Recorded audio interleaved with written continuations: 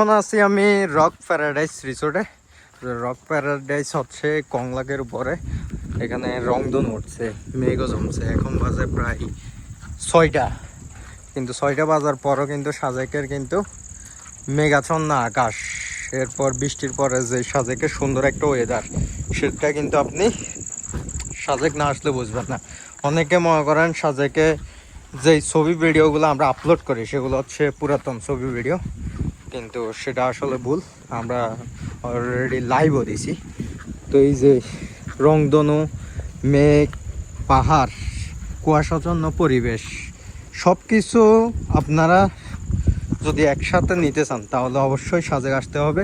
সাজেকের যে সৌন্দর্য সেটা উপভোগ করার জন্য আপনি জুন জুলাই আসার ট্রাই করবেন। আশা করি বেস্ট একটা সুন্দর মোমেন্ট উপহার দেবে সাজেক ভ্যালি।